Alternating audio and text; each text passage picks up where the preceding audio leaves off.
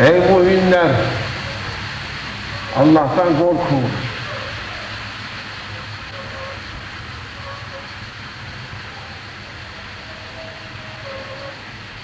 Estağfirullah. فَلَمَّا آسَفُونَا اِنْتَقَمْنَا مِنْهُمْ. Cenab-ı Mevla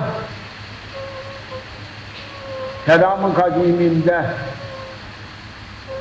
geçmiş ümmetler hakkında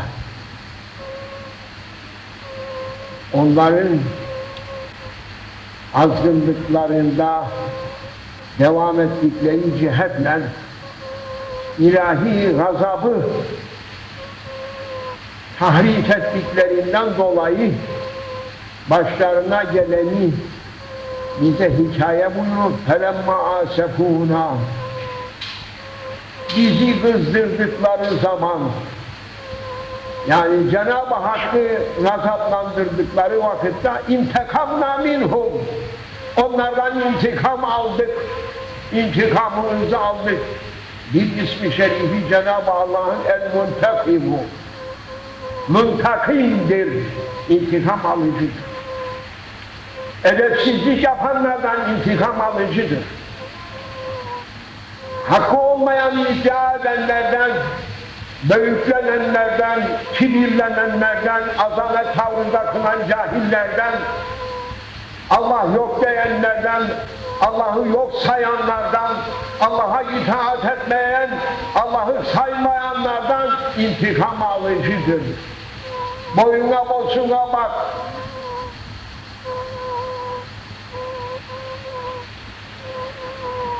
Dinerse yazın tam ortasındayız. Dinerse 5-10 derece daha çıkarsa o derece ne olacaksın? Yollarda, sokaklarda gezen askeri olacak mı? Polisin olacak mı? Zaptiyelerin olacak mı? Mahkemelerin, bilmem nelerin, mekteplerin bir hayat eseri kalacak mı? Bir 5 daha çıksa, sallanmadı, bir 5 daha yukarıya. Hadi bakayım atomunla, aklınla, fikrinle, felsefeyle, layıklığınla, bilmem neyinle durdur hadi. Allah'tan korkalım. Allah korkutur. Ama korkutmadır, süpürüp alıp götürür. Arkandan ağlayacak insan da bırakmak, onlar da süpürür. Çünkü asinin arkasında ağlayan o da beraber gidecek. Zalime arka olan o da beraber gidecek. اَلَمَّا آسَفُونَ انْتَقَمْنَا مِنْهُمْ. Allah. Bizi kızdırdıkları vakitte onlardan intikam aldı. Aman ya Rabbi, ne azgınlık, ne kızdırdığımız vardır. Ne kızgınlığımız vardır. Erkeğimize de yazıklar, kadınlarımıza da. Kadınlarına hükmedemeyen erkeklere 100 yazıklar olsun. Hepimize ceza vardır. Cezası bırakacak değil Cenab-ı Allah. Her taraf kurumuş. Su geliyormuş balonun içinde. Hiç duyulmadı bu. Duyulmadı. Balonun içinde Kıbrıs'a su gelecek, su varılacağız. Sonra su ne için ya? Su zaten şişelerde içiyorlar. Efendim, abdest alan yok. Taharet eden yok. Usul derdi olan adam yok. Yemekten evvel elini yıkayan yok. Yemekten sonra ağzını yıkayan insan yok. Kalktığı vakitte yüzünü yıkayan insan yok. Bunlar su ne için? Ekin ne içiyor bunlar? Yok. Ne su getirecek bunlar? Zaten şişe sularına idare ediyor. Oradan buraya su getiriyor diyor. Ne hallere düştük. Gökyüzünde elimizi açamıyoruz. O kadar büyüklendik. O kadar azametimiz var. O kadar azametimiz oldu ki gökyüzüne el açamıyoruz. Ya Rabbi rahmetini yardım diyemeyiz. balonla su geliyor. Balonla su geliyor. Birbirine müjdeleyin. Bu hale düştü. Yazıklar olsun. Her şeyimizi kaybettik. Kaybettirdiler. Kaybettirenler kaybolsunlar. Olacak.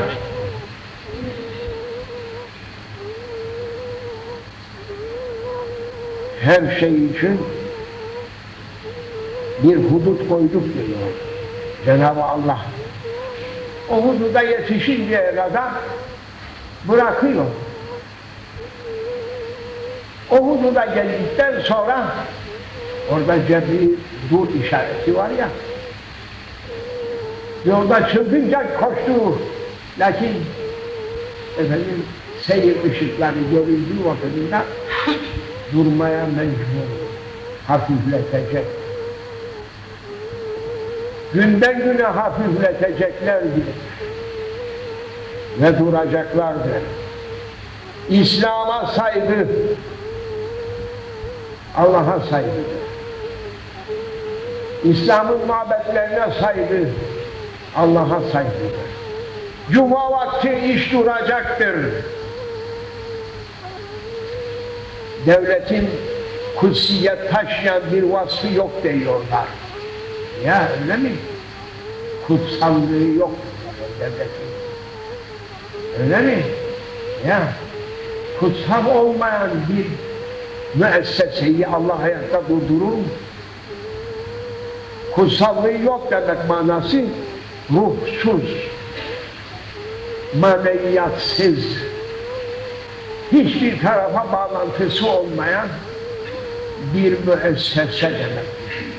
En zibil, en döküntü, en külüstü, en Yahudice iş.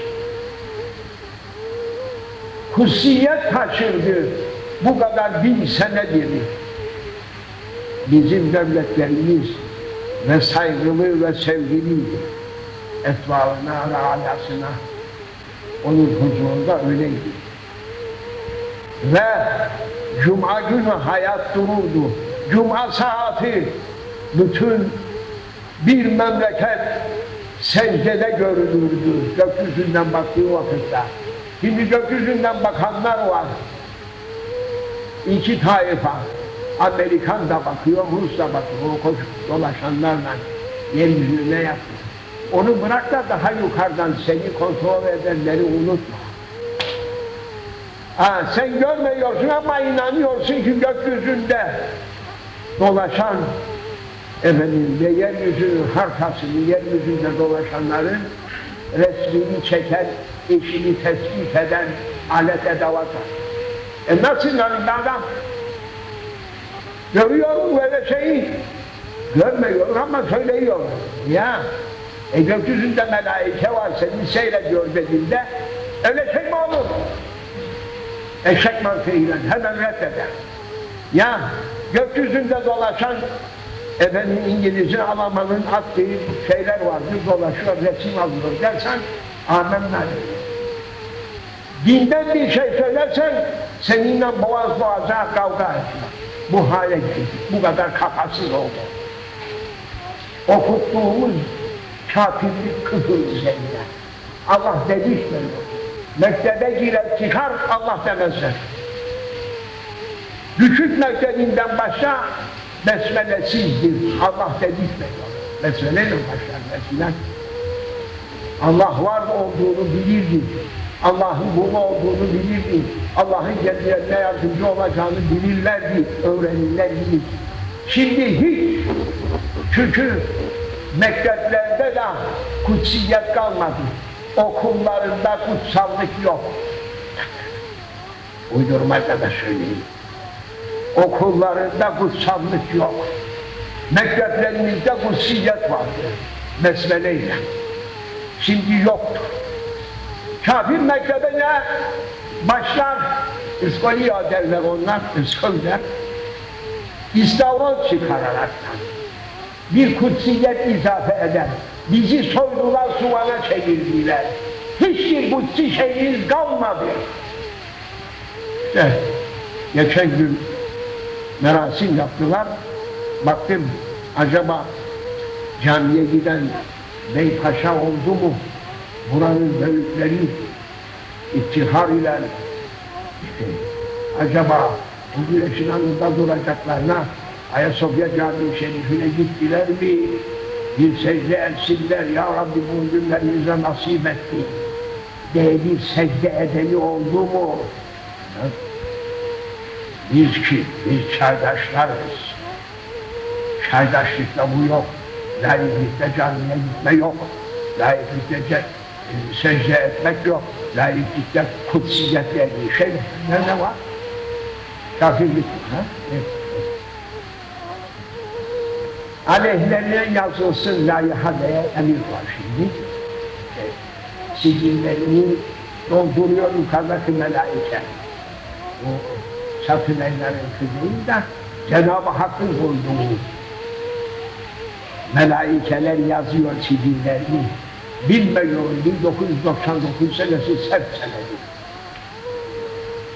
Sert senedir. Belki tarihte 1999 yılı kadar şiddetli sene geçmemiş olacaktır. Bizim kitaplarımızın beyanı üzerine söylüyorum.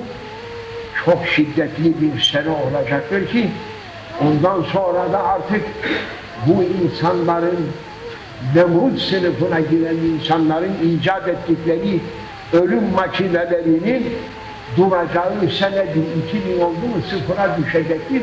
Onun için 1999 senesi en şiddetli sene olacaktır. Çok milyon değil, milyarla götürecektir. Sağlam olanlardan mağda. Evet. Sağlam olanlar sabit kalacak, hastalıklı olan, dertli olan, imansız olan, izansız olan, onlar hepsi süpürülüp gidecektir. Kabristanlar bekliyor. Onun için ey müminler, dikkat et, ailene dikkat et, çocuklarına dikkat et. Bir parça Müslümanlar kendi iradelerini izhar etsinler. Biz Müslümanız, Müslümanlığımızı yaşamak isteyiz diyebilsinler. Hep başınıza iyi biliyorsunuz. Yahu, burada Rum yok, Ermeni yok, İngiliz yok. Burada biz varız. Bizim milletimiz vardır. Bizim de hakkımız vardır. Biz Müslüman olduk diyerekten, yani bu memleketten kovulacaksak, pasaportları versinler, çıkalım gidelim, başka bir memleket bulalım da orada yerleşelim. Burada İslam'a madem ki hayat tanımıyorlarsa, bizi topyekun Müslümanın diyen adamlar çıksın ayrılsın. Çünkü başlarına gelecek var onların. Müslümanlar buradan ayrılırsa başlarına gelecek. Ben de aynı bekliyorum. Gelirse ben de çıkacağım buradan. Çıktığım vakitinde iyi telaş olacak bu memlekete. Yani kutsiyet taşıyan kimselerde kalmadığı vakit Müslümanlar mı onlar? Kutsiyet taşıyanlar kalmadığı vakitinde kupkurudur. Başlarına çok şeyler gelecek. Onun için ey müminler, kendi çevrenize de dikkat ediniz ve Allah'a saygı olmaya davet ediniz. Mukaddesatımıza saygılı olmaya davet ediniz. Çünkü selametiniz bundadır. Değilse her türlü felaket, her türlü ceza hazırdır. Allah bizi affeylesin. Hidayet kapılarını bize açsın. İslam'a kapıları açsın. Gazeteler boyuna yazıyor. Avrupa İslam'a kalbini açmış. Bizimkiler tınmıyor. Avrupa harekete geliyor. Ağır ağır. Bütün dünya İslam'a bakmaya başlıyor. Bizimkiler sımsıkı gözlerini kapatıyorlar. Efendim geçmez, tutmaz, tutarsız sözlerin arkasında, manasız, mantıksız işlerin arkasında birbirleriyle kısır çekişmelerden devam ediyorlar. Gözünü aç, İslam'ı gör. İslam'ın vitrininde olmayan bir şey yok. Ötekilerin vitrinlerinde efendim zibillikten toplanan kasti küfür 3-5 zibil artığından başka bir şey yok. İslam'ın dışındaki vitrinlerle olan bundan ibarettir. İslam'ın vitrininde her şey vardır. Her millet için vardır. Her ümmet için vardır. Kadınlar için, erkekler için, çocuklar için ve okumuşlar, okumamışlar, işçiler, işlemeyenler, çiftçiler, köylüler, şehirliler, her insan için ne ihtiyacı varsa her şey içerisinde olan vitrini var İslam'ın. Ötekilerinde var. Dedik ya, zibillikten, pis huylarından çıkan 3-5 pis şeylerden başka bir şey yok. Londra'da işittiğiniz Harrods diye bir mağaza var orada. Bütün dünya bilir onu. Oraya parası çok, aklı az olanlar girer. Senin de paran çok olup, aklın azalırsa o vakit sen de girersin oraya, ötebiri anlaya. Oraya giren ne ararsa orada var diyor. Her şey bulunur. Başka dükkanlara gitsen, derler ki bizde yoktur. Oraya giren kimse ne ararsa bulur. Bir küçük temsildir bu. Onunla böyle sekinin üzerine gazete yazıp da üzerine 3-5 taksi delil, birkaç eski cilet, birkaç eski anahtar, birkaç bardak şişe koyup satış yapanlar onun arasında ne fark var? İslam'ın vitrinine karşı bu çağdaşlar, mandaşların götüreceği nedir? Söyle. Getirsinler meydana göre çıkan meydana. Bu ölçüşecek adam varsa gelsin bunu. Burada veya dışarıda, Mağrib'de veya Maşrik'te, Türk'te veya Arap'ta, Amerika'da veya Rus'ta, kim varsa gelsin. Cevahirler bizdedir. Biz plastik şey satmayız. Cevher, asli cevher. Bulunamayan.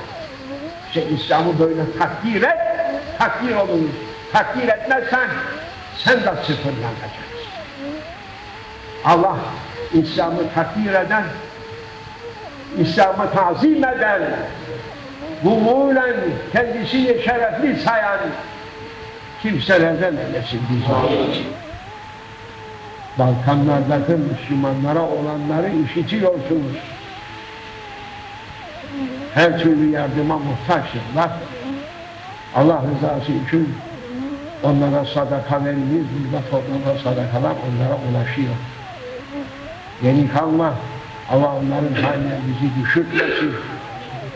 Eğer Allah kafire fırsat verirse onlardan daha berbat eder buradakilerden. Allah kafire fırsat vermesin.